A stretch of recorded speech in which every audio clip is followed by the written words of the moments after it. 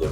Bueno, con respecto a los niños, se tenía esta percepción de que los niños tenían a enfermarse menos con el COVID, que no tenían complicaciones. Pues la gente les tenía como en un aspecto, no, los adultos de los preocupantes, los niños se sanan solos. Pero hay que tener mucho cuidado porque a partir ya se ha descubierto una cepa británica que se conoce como cepa británica que apareció en Sudáfrica, hay una variante brasileña.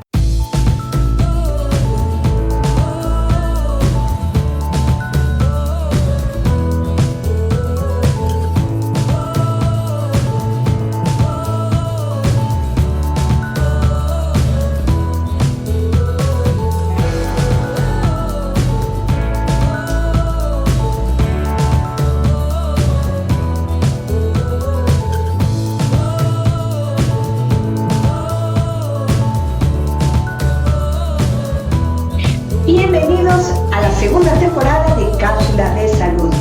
Es un programa que les traerá información relevante y de actualidad. El día de hoy estoy con el doctor Gonzalo Cárdenas. Él es médico patólogo laboratorio y también es especializado en administración de salud. Además, es subdirector del Hospital de Niños Bac Ortiz. Y el día de hoy vamos a hablar sobre las nuevas cepas que están afectando a los niños por el coronavirus. Bienvenido a nuestro programa. Muy buenas tardes y un gusto estar con ustedes. Gracias, doctor. Comencemos entonces. ¿El COVID en los niños es igual al de los adultos? Bueno, no. Un niño de por sí, en general, mucha gente piensa que los niños es un adulto pequeño, pero la fisiología de los niños es totalmente distinta de los adultos. Eso en un contexto general. Con respecto al COVID, se ha visto que no. Comenzó los primeros reportes de casos en niños, había muy pocos con respecto a cuando nació el brote en China.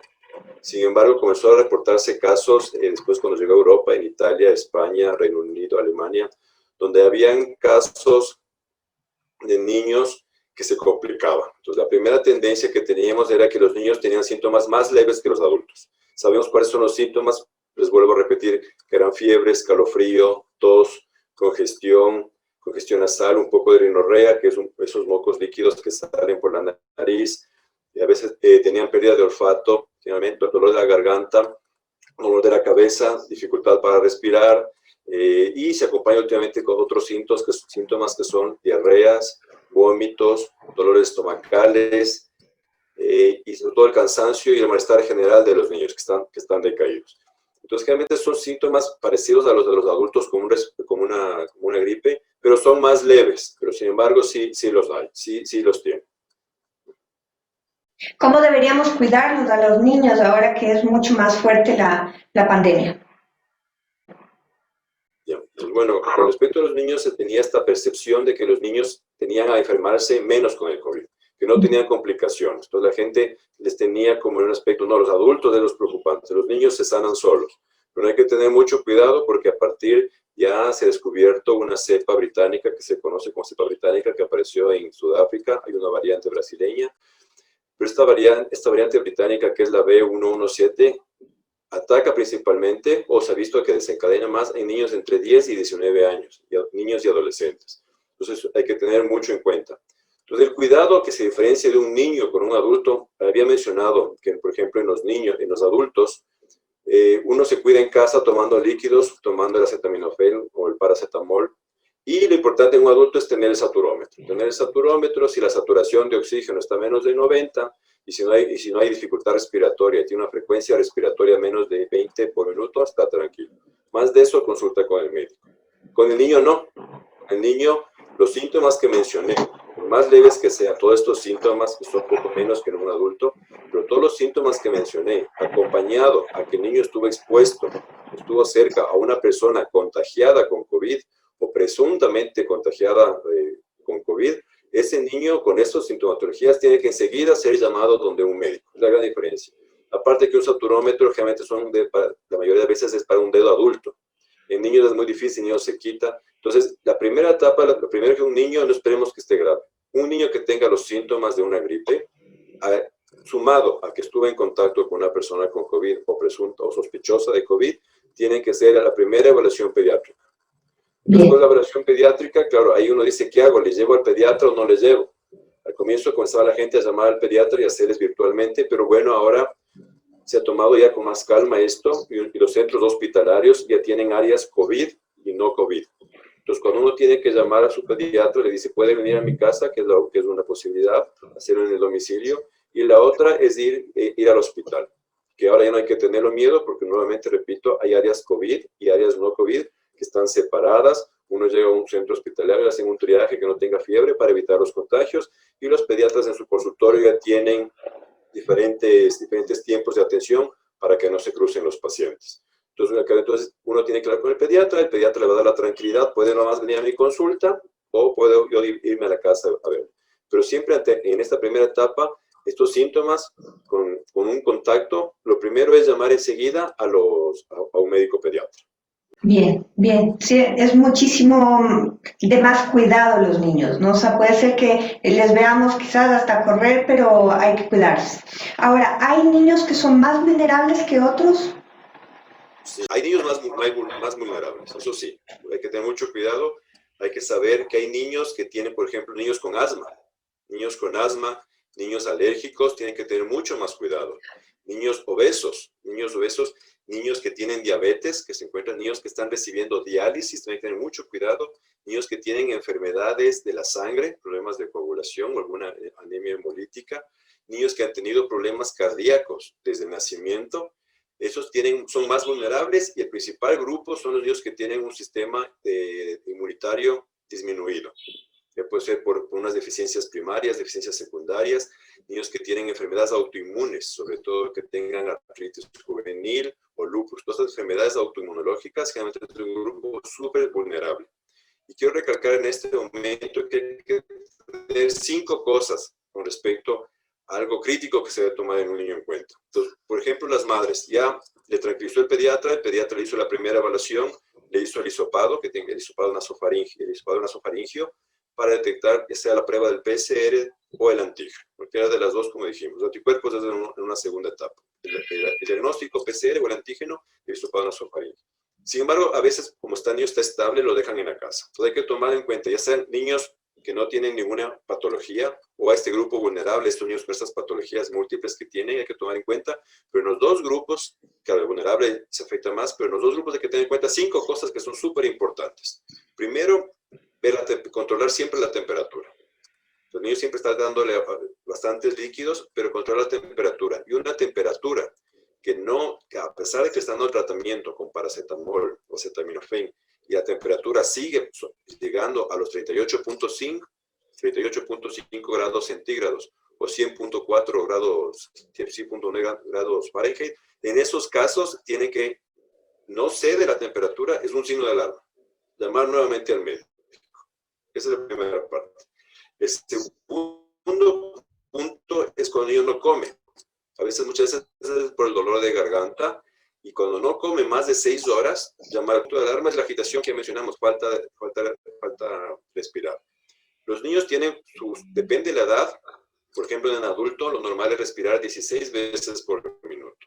El niño varía por la edad. Los niños más pequeños, entre 50 y 40, van creciendo, tienen diferentes frecuencias. Entonces, en la primera evaluación pediátrica, él le va a decir, mire señora, el niño tiene que respirar tantas veces por minuto. Entonces, si sobrepasa este punto, la agitación y dificultad pediátrica es otro síntoma de alarma, volver a llamar al pediatra. Ya tenemos 3 síntomas.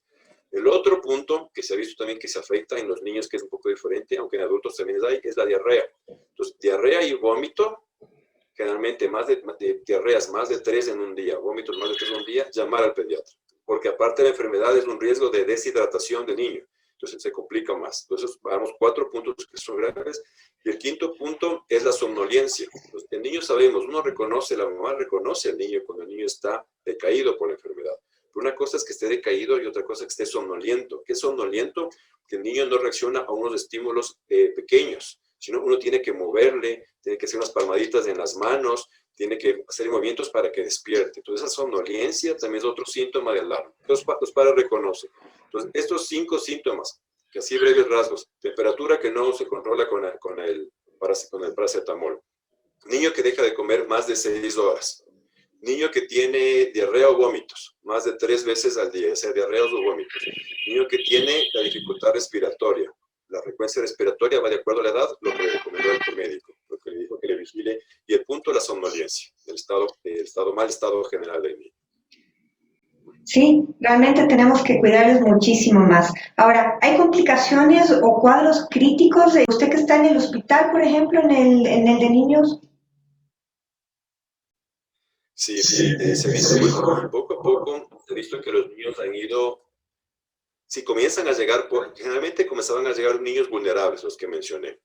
Pero estos niños tienen dos complicaciones generalmente. Las dos complicaciones, la primera es el síndrome inflamatorio multisistémico y el segundo es el Kawasaki-like. ¿Sí? Entonces son enfermedades, son niños que están en casa.